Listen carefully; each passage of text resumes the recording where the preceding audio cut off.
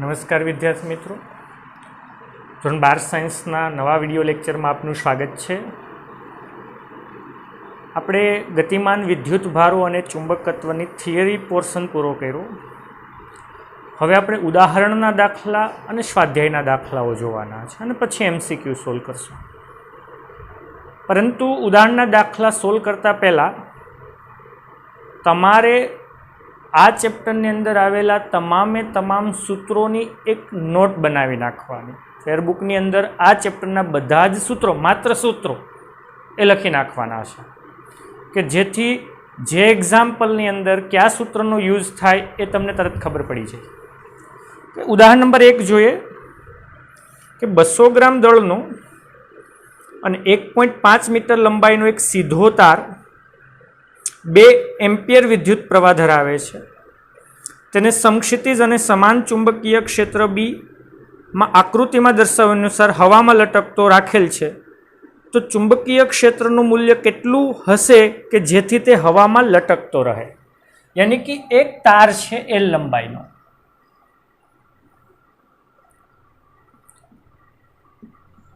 અને તારનું દળ આપેલું છે M દળ, અને તારનું દળ M છે એ 200 ગ્રામ છે. અને 200 ગ્રામ હોય, કિલોગ્રામમાં ફેરવવું હોય તો 1000 વડે ભાગું તો 0.2 કિલોગ્રામ. અને એ તારની લંબાઈ L 1.5 મીટર છે.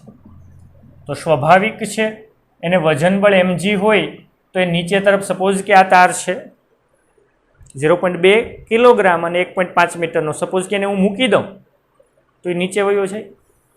પરંતુ એમાં વિદ્યુત પ્રવાહ વહેડાવવામાં આવે તો પેલું તો વિદ્યુત પ્રવાહ વહે, અને પૃથ્વીનું ચુંબકીય ક્ષેત્ર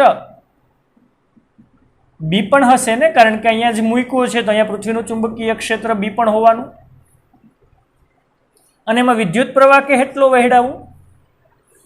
I 2 એમ્પિયર. તો કેટલું ચુંબકીય ક્ષેત્ર હોય કે જેથી તે સ્થિર રહે? યાની કે હવે આની અંદર વિદ્યુત પ્રવાહ વહેડાવું અને ચુંબકીય ક્ષેત્ર બી ની અંદર વિદ્યુત પ્રવાહધારી તાર હોય તેના ઉપર ચુંબકીય બળ લાગે, અને ચુંબકીય બળ અને વજન બળ સરખું થાય તો જ એ સ્થિર થાય. યાની કે પહેલા તો તાર પર લાગતું વજન બળ F1, વજન બળ F1 mg જેટલું હોય. W આમ તો કે વજન ને, પણ અહીંયા F1 કહીશું, mg જેટલું નીચે તરફ લાગે અધો દિશામાં.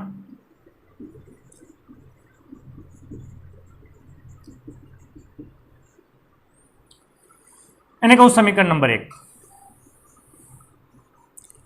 અને તાર પણ, અને હવે વિદ્યુત પ્રવાહ વહેડાવે એટલે વિદ્યુત પ્રવાહ ધારિત તાર પર લાગતું ચુંબકીય બળ, જેને હું કહું F2. અને L લંબાઈનો I વિદ્યુત પ્રવાહ ધારિત તાર ચુંબકીય ક્ષેત્રમાં હોય તો ચુંબકીય બળ IL ક્રોસ B થાય, યાની ILB sin થીટા થાય. પણ અહીંયા ચુંબકીય ક્ષેત્ર અંદર FB, આમ તો ફ્લેમિંગના ડાબા હાથનો નિયમનો ઉપયોગ કરું તો FBI પ્રમાણે FB અને I છે એ ક્યાં છે? આ બાજુ છે I છે. F જો યાદ કરશું, F B અને I, આ F, આ B અને I. તો I છે ક્યાં છે? આ બાજુ છે. ચુંબકીય ક્ષેત્ર અંદર તરફ એટલે બળ ક્યાં લાગવાનું છે? ઉપર તરફ.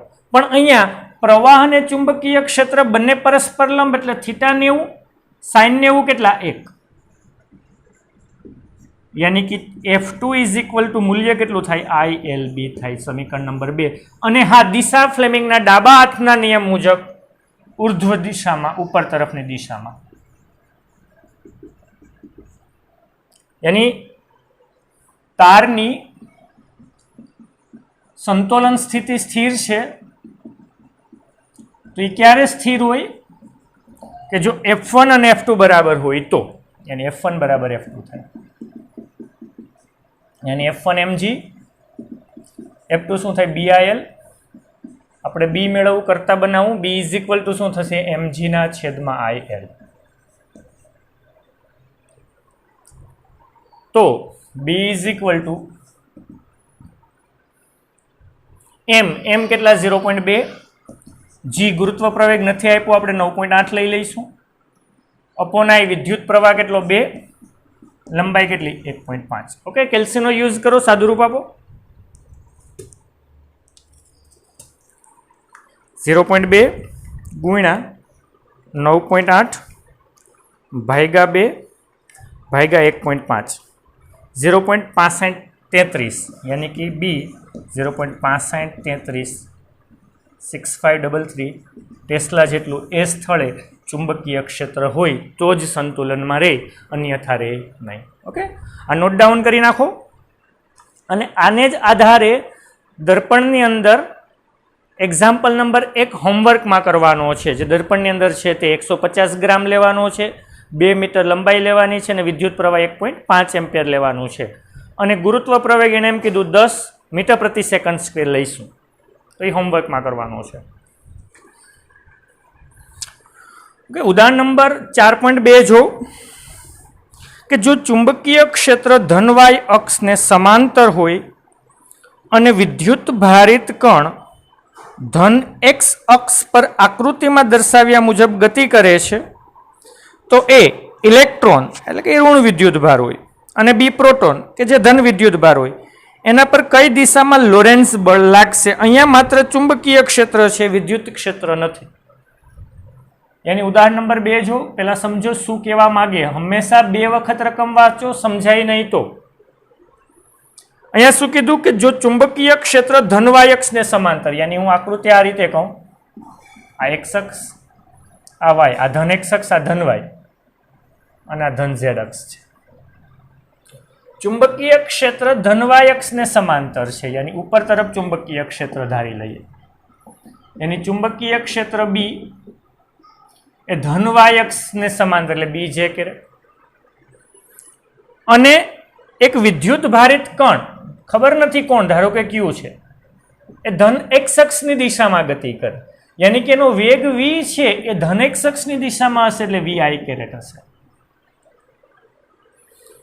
તો એના પર લાગતું લોરેન્સ બળ પેલું ઇલેક્ટ્રોન હોય ત્યારે અને બીજું પ્રોટોન હોય ત્યારે, યાની કે અહીંયા વિદ્યુત ભાર તરીકે ઇલેક્ટ્રોન લઈએ, યાની ક્યુ ઇઝ ઇક્વલ ટુ શું થાય? માઇનસ ઈ. રેડી? ઇલેક્ટ્રોનનો વિદ્યુત ભારનું મૂલ્ય ઈ 1.6 × 10⁻⁹ કુલમ પણ ઋણ હોય. ઇલેક્ટ્રોન ઋણ વિદ્યુત ભારિત છે. તો એના પર લાગતું લોરેન્સ બળ, તો તમને સૂત્ર ખબર હોવી જોઈએ. તો મેં એટલે જ કીધું તું પહેલા બધા સૂત્રો નોટ્સ કરી નાખજો. લોરેન્સ બળનું સૂત્ર યાદ આવ્યું કે જો કોઈ વિદ્યુત ભાર વિદ્યુત ક્ષેત્ર અને ચુંબકીય ક્ષેત્ર બંનેની અસર હેઠળ ગતિ કરતું હોય તેના પર લાગતું કુલ બળ લોરેન્સ બળ F is equal to q E plus v cross B થાય. રેડી? આને લોરેન્સ બળ કહેવાય. પરંતુ અહીંયા માત્ર ચુંબકીય ક્ષેત્ર છે, વિદ્યુત ક્ષેત્ર નથી. વિદ્યુત ક્ષેત્રની ગેરહાજરી છે. અને જો વિદ્યુત ક્ષેત્ર ન હોય તો વિદ્યુત ક્ષેત્રની તીવ્રતા E0 થાય. यानी F is equal to Q, ये तो 0, यानी V क्रॉस B हसे. रेडी? यानी F is equal to Q, Q electron लेवानो छे पहला એટલે माइनस ई V અને હા એને ધન એક્સ અક્ષની દિશામાં ગતિ કરે છે V I કેરેટ ક્રોસ ચુંબકીય ક્ષેત્ર ધન ધન Y અક્ષમાં છે એટલે B J કેરેટ यानी minus E V B I cross J. अहींया क्रॉस गुणाकार आव्यो, याद होवुं जोईए. आई क्रॉस जे शुं थाय? के प्लस के माइनस प्लस. आ रीतना याद राखता, याद होय तो हजी एकवार करावी दઉં. आई जे के जो आ रीते हाल्या समघड़ी दिशामां तो प्लस, जो विषम घड़ीमां हालशो तो ऋण. यानी आई क्रॉस जे के, परंतु हाल्या क्यां? आई क्रॉस जे समघड़ीमां એટલે प्लस के. F इज इक्वल टू शू थाय? माइनस ई वी बी के कैरेट. यानी कि आना पर लगतु लोरेंस बळ, परंतु माइनस के कैरेट है. माइनस के कैरेट थयुं ने, अने माइनस के कैरेट नो मतलब कई दिशा में से? ऋण ઝેડ અક્ષની દિશામાં. આમ તો કે એટલે ઝેડ અક્ષ, પણ માઇનસ છે એટલે કઈ ઋણ ઝેડ અક્ષ પર લાગે. યાની કે ઇલેક્ટ્રોનને જો હું ધનેક્ષ અક્ષની દિશામાં ગતિ કરાવું તેના ઉપર લાગતું બળ હકીકતમાં ઝેડ એટલે આ બાજુ થઈ અને ઋણ ઝેડ એટલે ક્યાં અંદર તરફ. તેનો મતલબ કે એના પર લોરેન્સ બળ અંદર તરફ લાગશે, ઋણ ઝેડ અક્ષ પર. રેડી? ઓકે. બીજું પ્રોટોન લઉં. પ્રોટોન તેનો મતલબ એનો વિદ્યુતભાર ઈ પણ પ્લસ. એનો મતલબ કે એના પર લાગતું લોરેન્સ બળ આમ તો ક્યુ ઈ પ્લસ વી ક્રોસ બી હોય, પરંતુ વિદ્યુત ક્ષેત્રની ગેરહાજરી છે એટલે ઈને કેવલ લઈશું 0. તો એ પણ થશે ક્યુ વી ક્રોસ બી. ક્યુ કેટલા plus E, V I caret cross B J caret એની plus E V B. I cross J શું થાય પ્લસ કે એની પ્લસ ઈ વી બી કે કેરેટ, યાની કે પ્લસ કે કેરેટ આવ્યું. એની પ્લસ કે કેરેટનો મતલબ કયો છો? ધન ઝેડ અક્ષની દિશામાં એના ઉપર લોરેન્સ બળ લાગશે. રેડી? યાની કે એના ઉપર લોરેન્સ બળ ક્યાં લાગશે? ધન ઝેડ અક્ષની દિશામાં લાગશે, તમારા તરફની દિશામાં. ત્યાં નોટ ડાઉન કરી નાખશું. ઉદાહરણ નંબર 2. અને હોમવર્કની અંદર ઉદાહરણ 2 ને લગતું જે હોમવર્ક છે એ તમારે કરવાનું છે અને દરેક હોમવર્ક ગૂગલ ક્લાસરૂમની અંદર બધાએ ફરજિયાત સબમિટ કરાવવાનું છે. ઓકે. ઉદાહરણ નંબર 3 જોઉં કે 6 × 10⁻4 ટેસ્લા જેટલા ચુંબકીય ક્ષેત્રને લંબરૂપે 3 × 10⁷ મીટર પ્રતિ સેકન્ડની ઝડપથી ગતિ કરતો ઇલેક્ટ્રોન જેનું દ્રવ્યમાન 9 × 10⁻31 કિલોગ્રામ, તો આપણે ખબર છે, અને એનો વિદ્યુતભાર 1.6 × 10⁻19 કુલમ ના માર્ગની ત્રિજ્યા કેટલી હશે? બીજું, તેના પરિભ્રમણની આવૃત્તિ કેટલી હશે? અને ત્રીજું, એની ઉર્જા કિલો ઇલેક્ટ્રોન વોલ્ટમાં તમારે મેળવવાનું છે. રેડી? તો ઉદાહરણ નંબર 4.3. પહેલી તો જે વસ્તુ આપી છે એની નોંધ કરો. હંમેશા એક્ઝામ્પલ ગણતા પહેલાં 2 વખત ભલે રકમ વાંચો અને ત્યારબાદ જે આપ્યું છે એની નોંધ કરીએ કે 6 × 10⁻4 ટેસ્લા જેટલા ચુંબકીય ક્ષેત્ર, યાની બી 6 × 10⁻4 ટેસ્લા ચુંબકીય ક્ષેત્રને લંબરૂપે છે એટલે થીટા કેટલો? 90. 3 × 10⁷ મીટર પ્રતિ સેકન્ડના વેગથી ઇલેક્ટ્રોન, અને ઇલેક્ટ્રોનનું દળ કેટલું? 9 × 10⁻31. આમ તો 9.1 છે, પરંતુ અહીંયા આપણે આપ્યું છે 9 × 10⁻31 કિલોગ્રામ. અને ઇલેક્ટ્રોનનો વિદ્યુતભાર 1.6 × 10⁻19 કુલમ. તો 3 વસ્તુ મેળવવાની છે. એક તો એને ગતિપથની ત્રિજ્યા, યાની કે પહેલા તો ચુંબકીય ક્ષેત્રમાં લખશું વિદ્યુતભારને જો લંબરૂપે દાખલ કરવામાં આવે, જો ચુંબકીય ક્ષેત્રમાં વિદ્યુતભારને લંબરૂપે દાખલ કરતા વિદ્યુતભાર વર્તુળમય ગતિ કરશે. એ આપણે ભણી ગયા છે.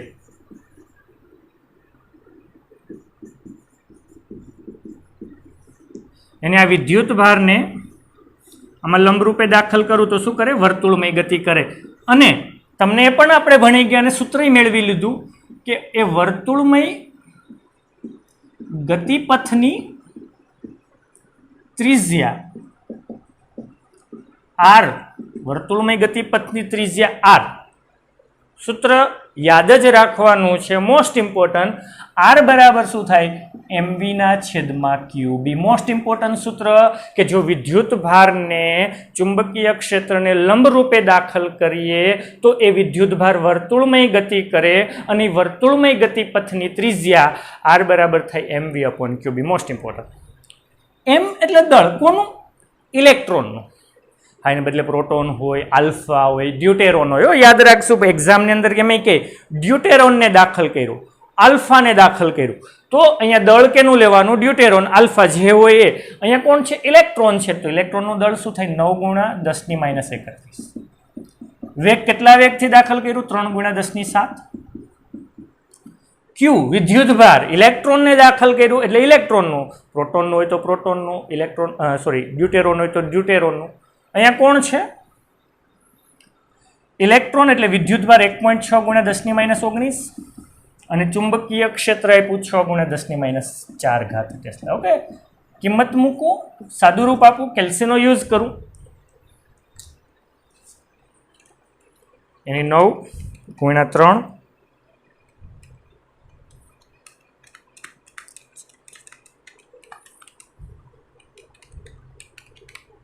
9 × 3 ભાગ્યા 1.6 ભાગ્યા 6 એટલે 2.8125 ગુણ્યા -4 ઉપર જાય +4, -19 ઉપર જાય +19, यानी 19 + 4 + 7 -31 એટલે 10⁻1 घात यानी कि त्रिज्या 0.28125 मीटर ની ત્રિજ્યાના વર્તુળાકાર માર્ગે ગતિ કરે છે. ઓકે, તો તમને ત્રિજ્યા મળી ગઈ. બીજું શું મેળવવાનું છે? આવૃત્તિ, પરિભ્રમણની આવૃત્તિ, यानी કઈ આવૃત્તિથી પરિભ્રમણ કરે. તો યાદ કરશો આપણે આવર્તકાળ અને આવૃત્તિ બે મેળવી, અને આવૃત્તિનું સૂત્ર શું હોય? QB/2πm. યાદ આવ્યું કે નહીં? જો નહીં તો જોઈ લો. અહીંયા જેમ R = mv/QB હતા, એમાં V એટલે R ઓમેગા થતું, V ને શું કહેવાય? R ઓમેગા/QB થાય. RR ગયા તો ઓમેગા = શું થયું? QB/m. આ કઈ આવૃત્તિ થઈ? આ કોણીય આવૃત્તિ. તો ઓમેગાને શું કહેવાય? 2πf = QB/m. તો આવૃત્તિ f ને કરતા બનાવું તો શું થાય? QB/2πm. પણ આપણે સૂત્ર તરીકે યાદ જ રાખશું કે પરિભ્રમણની આવૃત્તિ f બરાબર શું થાય? QB/2πm. અને જો આવર્તકાળ હોય તો 2πm/QB. ઓકે, કિંમત મૂકું. Q 1.6 × 10⁻19, B ચુંબકીય ક્ષેત્ર 6 × 10⁻4/2, π 3.14 અને દળ 9 × 10⁻31. ઓકે, કિંમત મૂકું, સાદું રૂપ આપો. 1.6 × 6 ડિવાઇડેડ બાય 2 ભાગ્યા 3.14 ભાગ્યા 9. તો જવાબ આવ્યો 0.1698. ઓકે, ગુણાકારમાં -31 ઉપર ગયા +31, 31 -4 -19 10⁸ ઘાત, यानी कि 1.698 × 10⁷ હર્ટ્ઝ અથવા તો પ્રતિ સેકન્ડ એની શું થશે? આવૃત્તિ થશે. તો આ પરિભ્રમણની આવૃત્તિ મળી. ઓકે, ત્રીજી વસ્તુ શું મેળવવાની છે? તો ત્રીજી મેળવવાની છે એની ઉર્જા, ઇલેક્ટ્રોનની ઉર્જા અથવા તેને કહું ગતિ ઉર્જા.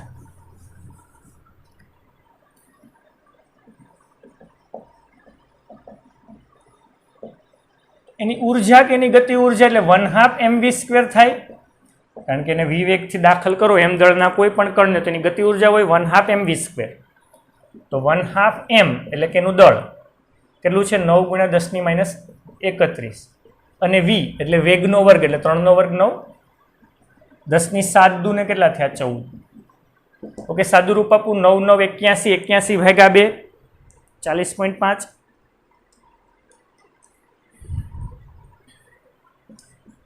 અને 14 - 31 કરું એટલે થાય -17. પણ એ જૂલમાં, યાની ગતિ ઉર્જા 4.05 × 10⁻16 જૂલ આવી. પરંતુ જો યાદ રાખશો અહીંયા જૂલમાંથી ઇલેક્ટ્રોન વોલ્ટમાં ફેરવવું હોય તો 1.6 × 10⁻19 વડે ભાગવાનું. હંમેશા ઉર્જાને જૂલમાંથી ઇલેક્ટ્રોન વોલ્ટમાં ફેરવવા 1.6 × 10⁻19 વડે ભાગશો એટલે 4.05 ડિવાઇડેડ બાય 1.6 એટલે 2.53 ગુણાકારમાં 19 ઉપર ગયા +19માંથી 16 ગયા 3 એટલે 10⁻³ ઇલેક્ટ્રોન વોલ્ટ. 10⁻³ ને શું કહેવાય? કિલો. એની 2.53 કિલો ઇલેક્ટ્રોન વોલ્ટ એની શું હશે? ગતિ ઉર્જા હશે. રેડી? તો ત્રણેય વસ્તુ મળી ગઈ. ત્રિજ્યા મળી ગઈ mv/QB ઉપરથી, આવૃત્તિ QB/2πm ઉપરથી અને ગતિ ઉર્જા 1/2 mv² ઉપરથી. બાકી મેથેમેટિક્સનું સાદું રૂપ છે. નોટ ડાઉન કરી નાખજો. ओके, उदाहरण नंबर 5 જોઈએ 4.5 तो તમે કહીશ उदाहरण नंबर 4 तो उदाहरण नंबर 4 साइक्लोट्रॉनનું છે અને સાયક્લોટ્રોનની થિયરી સિલેબસમાંથી નીકળી ગઈ છે. ओके, तो उदाहरण नंबर 5 જોઈએ. एक सूक्ष्मखंड डेल्टा एल सूक्ष्म એટલે डेल्टा एक्स आई कैरेटने उद्गम बिंदु पर મૂકેલ છે અને તેમાંથી મોટો વિદ્યુત પ્રવાહ I બરાબર 10 એમ્પિયર પસાર થાય છે, જે આકૃતિમાં દર્શાવ્યું છે. તો y અક્ષ પર 0.5 મીટર અંતરે ચુંબકીય ક્ષેત્ર કેટલું હશે, જ્યાં ડેલ્ટા એક્સ સૂક્ષ્મખંડ 1 સેન્ટીમીટરનો અથવા તો 10⁻2 મીટરનો છે. ઓકે, આકૃતિ આપી છે. જો એક સૂક્ષ્મખંડ યામાક્ષ પદ્ધતિના ઉગમ બિંદુ પર મૂકેલું છે, ડેલ્ટા એલ ડેલ્ટા એક્સ આઈ કેરેટ ધન એક્સ અક્ષની દિશાની અંદર છે. हाँ, ये डेल्टा एक्स है लंबाई है, सूक्ष्म लंबाई है आपी दीधी 1 सेंटीमीटर अथवा तो 10⁻2 मीटर. 1 centimetre 10⁻2 metre. हवे शुं कीधुं, एमांथी पसार थतो विद्युत प्रवाह 10 एम्पियर है. तो एनाथी वाय अक्ष पर 0.5 मीटर अंतरे आवेला पी बिंदुए चुंबकीय क्षेत्रनी तीव्रता मेळववानी छे. तो कि पी बिंदुए चुंबकीय क्षेत्र डीबी तमारे मेळववानुं छे. तो अहींया सूक्ष्मखंडना लीधे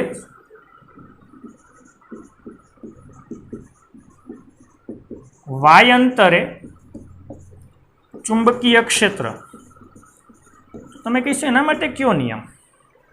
तेना माटे बायो-सावरनो नियम. सूक्ष्मखंडना लीधे चुंबकीय क्षेत्र माटे बायो-सावरनो नियम dB इज इक्वल टू शू थाय μ0/4 ideal sine theta upon r square. पण थीटा केटलो? तो जो विद्युत प्रवाह आ दिशामां छे अने अंतर y छे एने लंब छे એટલે थीटा 90 थयो. विद्युत प्रवाह अने खंड जे चुंबकीय क्षेत्र मेळव्युं ए लंब थयो तो थीटा 90 थयो. तो साइन 90 केटलो 1. तो चुंबकीय क्षेत्र dB is equal to μ0/4 ideal upon r square थाय. ओके, μ0/4 એટલે અચળાંક છે, એનું મૂલ્ય 10⁻7 હોય. કેમ? તો કે μ0 એટલે 4π × 10⁻7, 4π ગયા એટલે 10⁻7.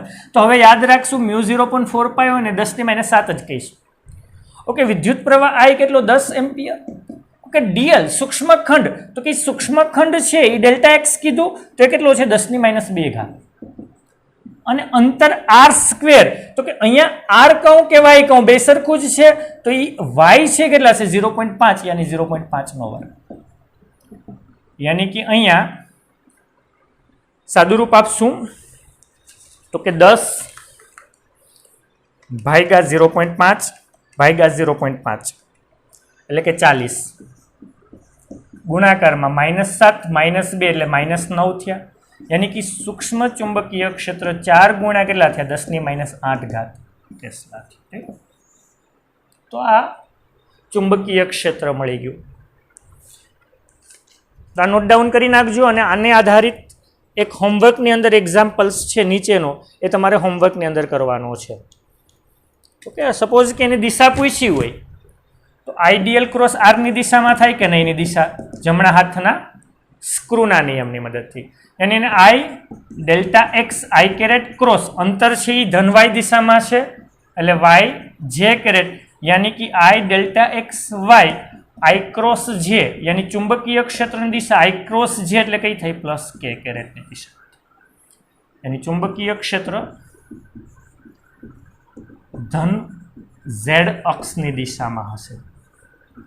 दिशा में खास दिशा लखवी नकर मार्क्स नहीं मळे कपाई जशे અને જવાબ હોય એને બ્લોકમાં દર્શાવવું ખાસ.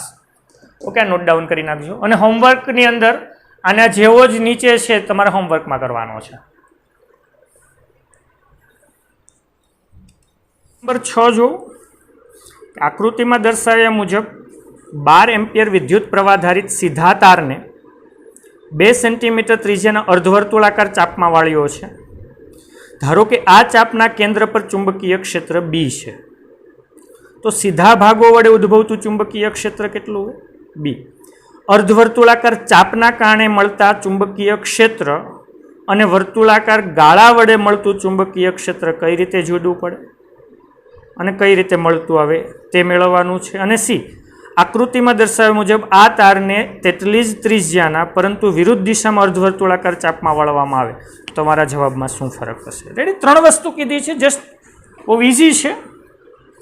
આમ લાગે આ મોસ્ટ ઇમ્પોર્ટન્ટ છે. આવું નીટ અને JEE ની અંદર પૂછાવાની પૂરી શક્યતા. આકૃતિમાં દર્શાવ્યા મુજબ 12 એમ્પિયર વિદ્યુત પ્રવાહ ધારિત તાર હતો, સીધો તાર, જેમાં 12 એમ્પિયરનો વિદ્યુત પ્રવાહ પસાર થતો. એને અર્ધવર્તુળાકાર પરંતુ કેટલા 2 સેન્ટીમીટર ત્રિજ્યાના અર્ધવર્તુળાકાર ચાપમાં વાળી દીધું. એટલે કે પેલા સીધો તાર હતો, એમાંથી થોડો ભાગ એને 2 સેન્ટીમીટર ત્રિજ્યાના અર્ધવર્તુળાકાર ચાપમાં વાળી દીધું. વિદ્યુત પ્રવાહ તો આ જ રીતે પસાર થશે. તો પેલું શું કીધું? પેલું એ સીધા ભાગ વડે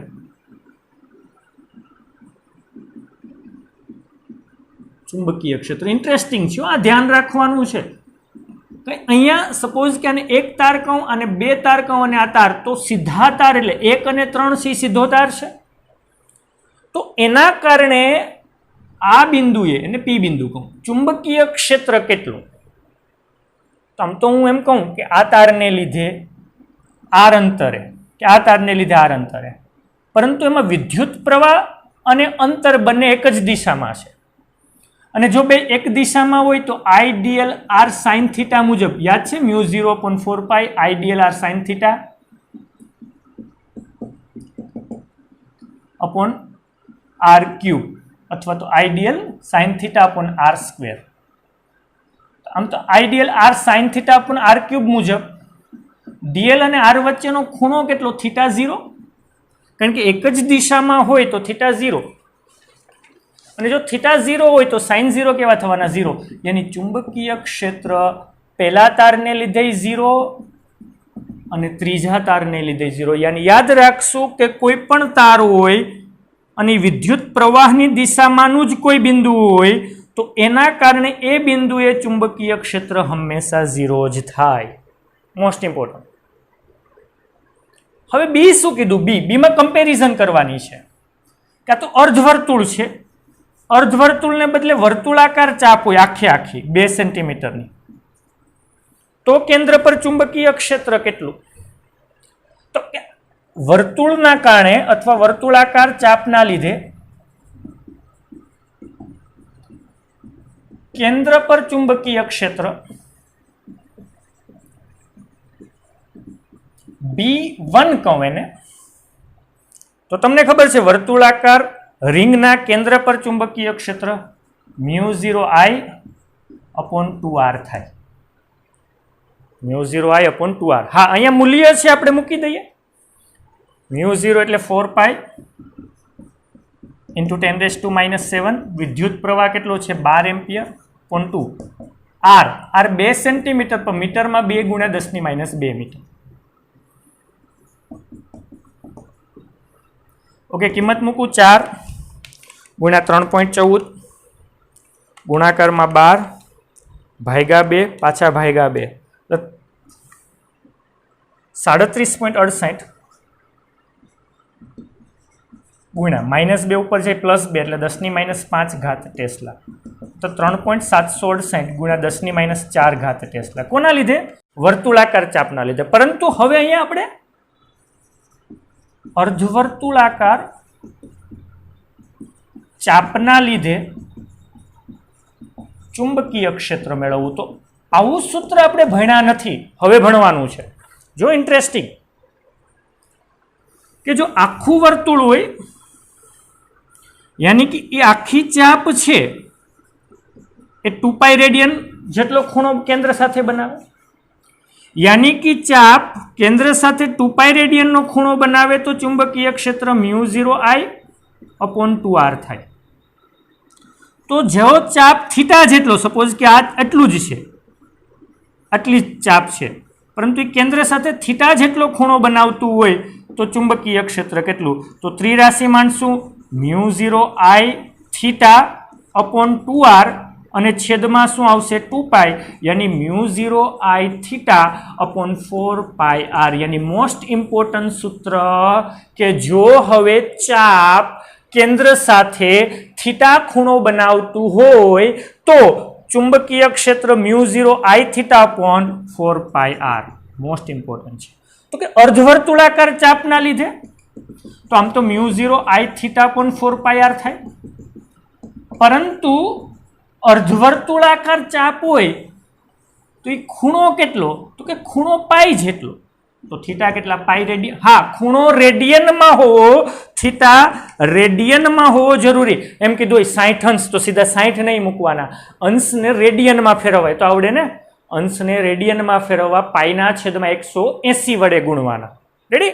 તો 180 અંશ કહું, 180 અંશ કહું કે પાઈના છેદમાં 180 વડે ભાગું તો શું થાય? પાઈ રેડિયન અપોન 4 પાઈ r. પાઈ પાઈ ગયા તો μ0 એટલે 4 પાઈ × 10⁻⁻7. I કેટલા? 12 એમ્પિયર અપોન 4 અને ત્રિજ્યા કેટલી? 2 × 10⁻². ઓકે, સાદું રૂપ આપશું 4 × 3.14 × 12 ભાગ્યા 4 ભાગ્યા 2 યાની 37.68 નો અડધું આવ્યું 18.84 ગુણ્યા -5 -2 ઉપર ગયા +2 -7 +2 એટલે -5 ઘાત यानी 1.884 गुणा 10⁻ કેટલી થઈ? 4 ઘાત ટેસ્લા થઈ. રેડી? તો આ અર્ધવર્તુળાકાર ચાપના લીધે, પરંતુ આને વિદ્યુત પ્રવાહ એ જ પરંતુ દિશામાં, પરંતુ આને નીચે લઈ લઉં તો ફેર પડશે. મૂલ્યમાં કંઈ નહીં ફેર પડે, મૂલ્ય તો એટલું જ, પરંતુ દિશામાં ફેર પડશે. કારણ કે આ પહેલી જે આકૃતિ છે એમાં ચુંબકીય ક્ષેત્ર ક્યાં? તો કે પ્રવાહની દિશામાં આંગળીઓ, અંગૂઠો ક્યાં? અંદર. તો ચુંબકીય ક્ષેત્ર પી બિંદુએ ક્યાં? અંદર.